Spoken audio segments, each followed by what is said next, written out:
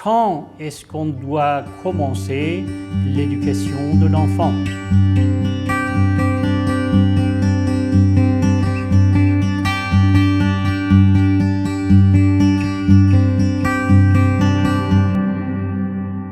Par le nom de Dieu clément et miséricordieux, d'abord je salue notre vénéré prophète Hazrat Mohammed et que le salut de Dieu soit sur lui et sur ses descendants. J'ai nommé notre vénéré prophète, donc je vous raconte un hadith de notre vénéré prophète Hazrat Mohammed, que le salut de Dieu soit sur lui et sur ses descendants, sur notre sujet d'aujourd'hui, c'est-à-dire l'éducation. On lui a demandé quand est-ce qu'on doit commencer l'éducation de l'enfant. Notre grand prophète, Hazrat Mohammed, que le salut de Dieu soit sur lui et sur ses descendants, a répondu 20 ans avant le mariage. Vous voyez, cette éducation est tellement importante que doit être commencée 20 ans avant le mariage, c'est-à-dire l'homme et la femme qui veulent se marier, ils doivent avoir des idées précises sur le procès de l'éducation de leurs enfants. Bien sûr, dans les établissements scolaires, aussi les apprenants doivent être sous ce procès de l'éducation par les enseignants. Donc, vous avez bien compris, nous allons parler aujourd'hui de l'éducation, du procès de l'éducation selon l'approche islamique. Selon l'approche islamique, nous avons deux périodes très importantes pour ce procès. La première période serait les premières 7 années de la vie, c'est-à-dire de la date de naissance jusqu'à 7 ans. Et la deuxième période serait deuxième 7 années de la vie, c'est-à-dire de 7 ans à 14 ans. La première période est plus importante que la deuxième parce que la plupart des caractéristiques de chacun se forment dans cette période. Donc, c'est pour cela justement que notre grand prophète, que Hazrat Mohammed, que le salut de Dieu soit sur lui et sur ses descendants, dit il faut commencer ce procès de l'éducation 20 ans avant le mariage. C'est-à-dire quand je deviens un père, quand elle devient une mère par exemple, lui-même, elle-même doivent être bien éduqués pour faire ce procès de l'éducation. Dans le procès de l'éducation, nous avons trois éléments essentiels. Vous voyez, nous avons l'interlocuteur, c'est-à-dire l'enfant ou l'apprenant dans les établissements scolaires. Deuxième élément, c'est l'enseignant ou les parents, celui qui fait le procès de l'éducation. Troisième élément, c'est bien sûr le contenu, c'est-à-dire ce que je veux dire, ce que je veux faire avec l'apprenant, avec mes enfants, avec mon enfant peut-être. Donc le premier pas est la connaissance de l'interlocuteur, c'est-à-dire je dois connaître bien l'interlocuteur, je dois le comprendre, je dois faire des communications correctes avec lui pour le comprendre.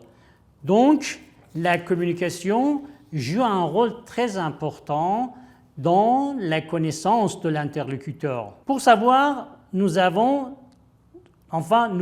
que 4 sortes de caractéristiques concernant notre interlocuteur. Premièrement, caractéristiques physiques ou corporelles concernant ce qui est matériel, ce que fait notre interlocuteur par son physique. Deuxièmement, caractéristiques intellectuelles ou mentales, c'est-à-dire ce qui est dans son cerveau, ce qu'il pense, c'est mental, c'est intellectuel. Et troisième caractéristique, c'est caractéristiques sensationnelles, c'est-à-dire ce qu'elles sont, caractéristiques sensationnelles. Et quatrième caractéristique serait caractéristique sociale, c'est-à-dire notre interlocuteur n'est pas seul, il vit dans une société. Donc, ce qu'elle fait dans cette société est très important et la société a un rôle très important sur ses caractéristiques sociales. Comme déjà dit, c'est nécessaire pour connaître notre interlocuteur d'avoir une bonne communication avec lui. Pour avoir une bonne communication avec lui, c'est nécessaire de connaître ces 4 types de caractéristiques d'une façon efficace et d'une façon applicable. Exemple, je vous donne un exemple sur un dépanneur de voiture. Est-ce qu'un dépanneur de voiture peut réparer la voiture sans connaître les différentes parties de la voiture, de moteur, de roues, je ne sais pas, de n'importe quelle partie? Enfin, ce dépanneur de voiture doit bien connaître les différentes parties de la voiture pour la réparer si nécessaire. Pour le procès de l'éducation, c'est beaucoup plus important, c'est-à-dire l'enseignant dans les établissements scolaires et les parents dans les familles doivent bien connaître leurs interlocuteurs, soit des apprenants, soit leurs enfants. Bon, pour connaître bien les aspects physiques de notre interlocuteur, il faut savoir que les premières années de la vie, c'est-à-dire de la date de naissance jusqu'à 7 ans, est très important pour ce procès. Pourquoi? Parce que la plupart de son caractère se forme dans cette période. Tout ce que je fais dans cette période formera sa caractéristique. Donc, je dois le bien connaître, je dois le former bien. Une bonne communication avec notre interlocuteur conduira une bonne connaissance avec lui. Dans différents aspects, je pourrai comprendre ses soucis, ses sensations, ses habitudes. Par ces très importants éléments, je pourrai faire le procès de l'éducation. Un autre exemple, c'est la relation dans la famille. La relation dans la famille a un rôle important de l'éducation de l'enfant, c'est-à-dire la relation entre l'homme et la femme, la relation entre les enfants et les parents, la relation entre même les enfants.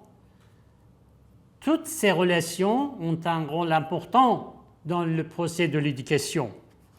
Après avoir bien connu notre interlocuteur, nous pourrons bien sûr bien planifier pour notre interlocuteur, parce que vous savez bien que un procès très important comme l'éducation doit avoir une planification bien correcte et juste et appropriée selon les caractéristiques de notre interlocuteur. Je dis que la relation entre l'homme et la femme, l'homme doit connaître sa femme, doit comprendre ses habitudes. Normalement, par exemple, les femmes aiment faire des courses dans les bazars, aiment zapper les magasins dans le bazar, parlent beaucoup, tandis que les hommes parlent peu, aiment bien regarder la télévision, aiment bien rester chez eux et n'aiment pas tellement faire des courses comme les femmes. Donc, les deux, c'est-à-dire les couples, le père et la mère, doivent avoir une telle bonne connaissance l'un de l'autre et une telle bien compréhension dans ce sujet que cela ne gêne aucun d'entre eux.